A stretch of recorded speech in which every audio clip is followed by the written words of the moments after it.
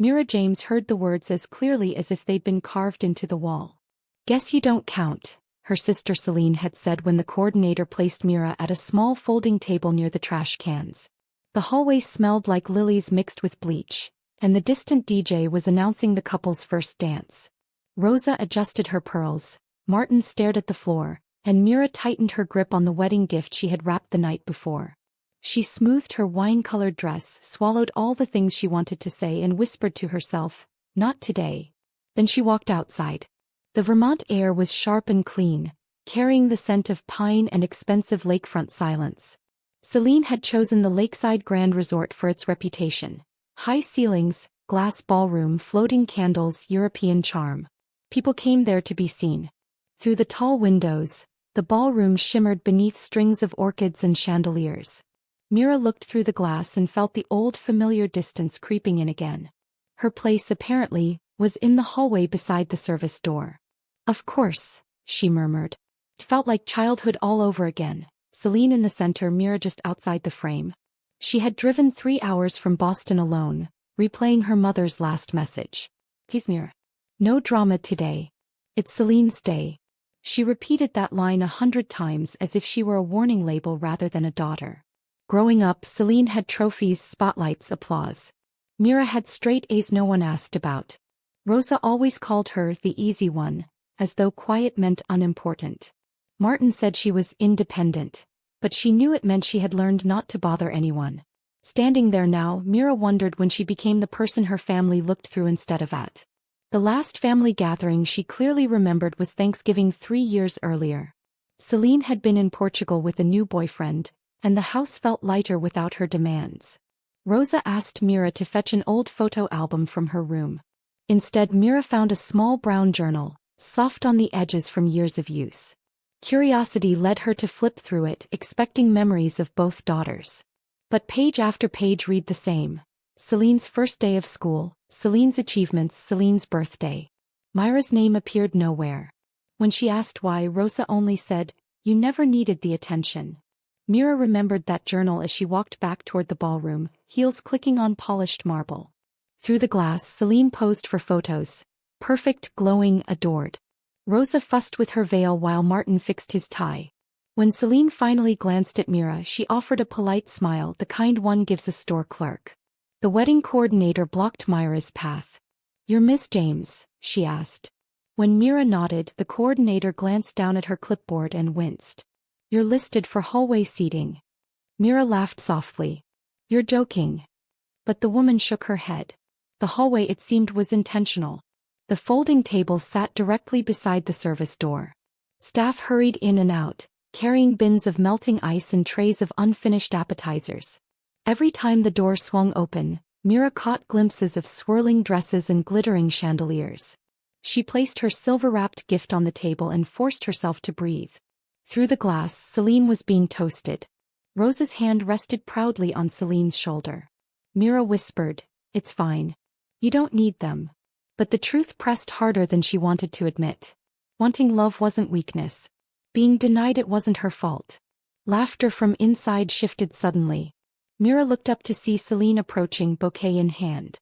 Her veil trailed behind her like a streak of white smoke. She stopped just short of the doorway, her reflection doubled in the glass. "Well," Selene said, tilting her head. "Looks like they finally figured out where you belong." Mira blinked. "What does that mean?" Selene smiled, sharp, practiced. "Guess you don't count." The words slid out so lightly, Mira wondered if she imagined the cruelty. Behind them, the photographer called, "Bride." Back to the shot. Selene didn't move. She wanted the moment to sting. "You know," Mira said quietly, "there's always been room for both of us. You're the one who keeps shrinking it." Selene scoffed. "Oh please. Not everything is about you. This is my wedding day. You could at least pretend to be happy." Mira let out a thin laugh.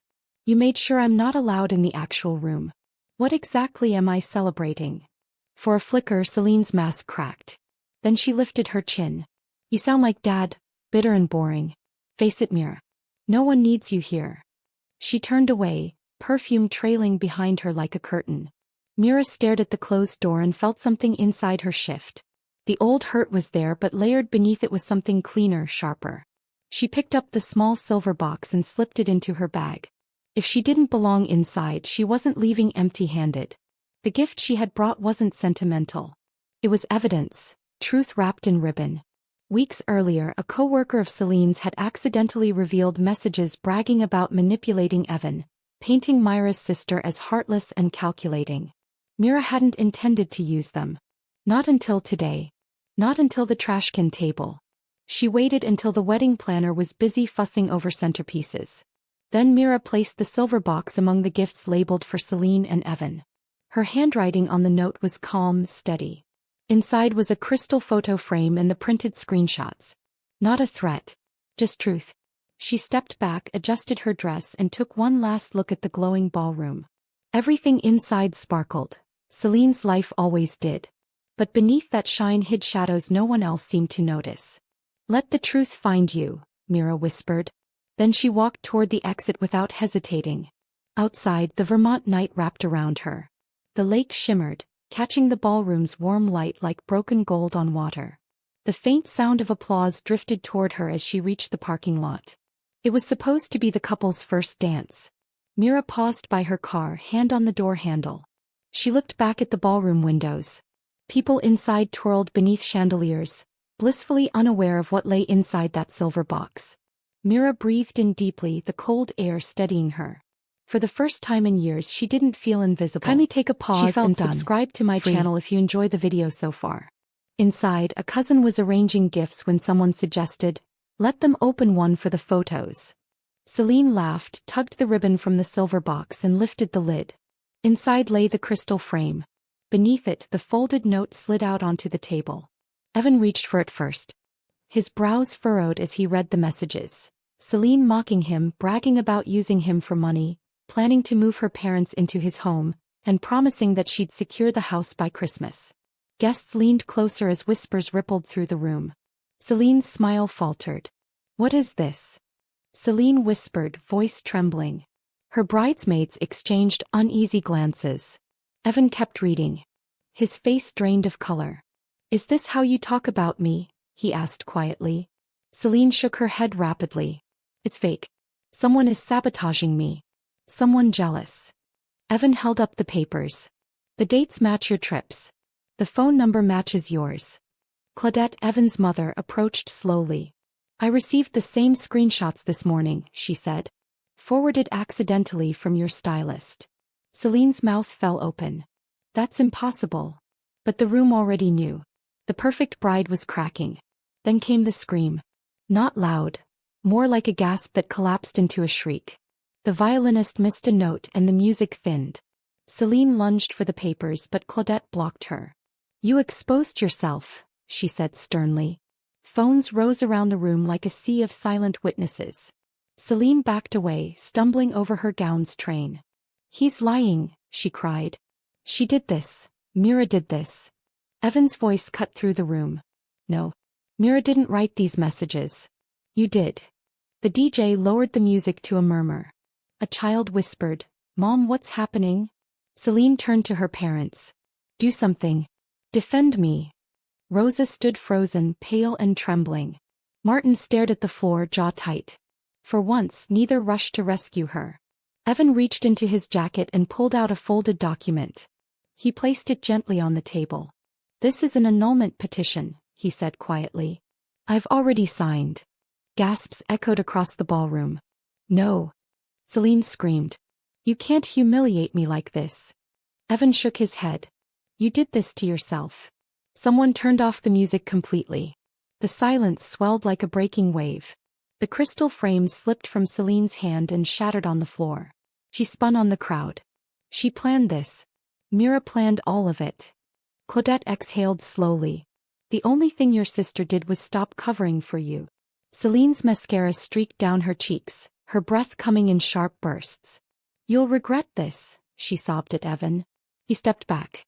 "No, Selene. You will." He walked off the dance floor, guests parting around him. Claudette followed. Rosa reached for Selene. "Sweetheart, let's step outside. Don't touch me." Selene shouted. Martin finally spoke, voice low but firm. "You owe your sister an apology." The room froze. Even Rosa looked shocked. Selene laughed, brittle and wild. Apologize. To her. She's not even real family. Martin shook his head slowly. You're wrong. Then he walked away, shoulders sinking. Staff began sweeping up broken glass as guests whispered, filming, posting. Selene collapsed into a chair beneath the chandelier, her gown wrinkled, bouquet at her feet. The hands that pushed Mira away now trembled with nothing to hold on to. Through the fogged car window, Mira watched people spill out into the parking lot. Their whispers floated across the cold air. It's all online already. Evan walked out. Did you see Selene's face? Mira didn't smile. She just sat quietly, hands resting on the wheel. She thought of the hallway, the lilies, the bleach, the chair by the trash cans. How small she was meant to feel there. How small they expected her to remain. But the truth had echoed louder than any apology could. Justice wasn't always loud. Sometimes it sounded like a simple, steady heartbeat. The lake outside grew still again as Mira started her engine. She drove away from the glowing windows and the echoes of the life her family had chosen without her. By the time she reached Boston, the sky was soft gray, and traffic hummed like distant rain. Her phone buzzed nonstop. 16 calls from Rosa, 3 from Martin, and 1 unknown number. He ignored them all. Silence was finally hers. At her apartment, she slipped off her dress and stared at it. The deep wine fabric looked untouched, almost regal. It felt like armor she didn't know she possessed. A new message flashed on her screen. Please answer, Mira. We didn't know. Rosa always said that when consequences finally landed where they belonged. We didn't know. But Mira knew they did. Every time Rosa told her to stay quiet, every time the family laughed at Selene's cruelty and called it teasing, every time they said, "You're fine," they chose their favorite. Mira set the phone down and opened her laptop. A map of Maine appeared. She picked a coastal town at random and booked a small cottage for a week. Peace didn't have to be complicated. Before packing, she stepped onto her balcony. The city breeze smelled of rain and espresso, and early sunlight split the skyline into gold and shadow. They can keep their apologies, she murmured. I don't need them anymore.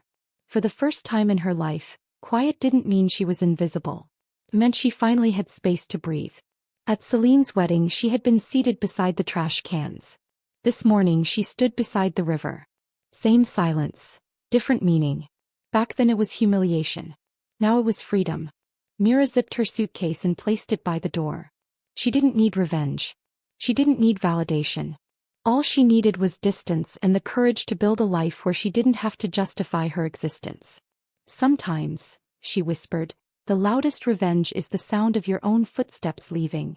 Her family had spent years assuming she would always stay, always bend, always forgive. But she was done shrinking. She locked her apartment behind her and walked away. If anyone reading her story had ever been pushed aside by the people meant to love them, she hoped they'd hear this truth. Walking away is the beginning of freedom.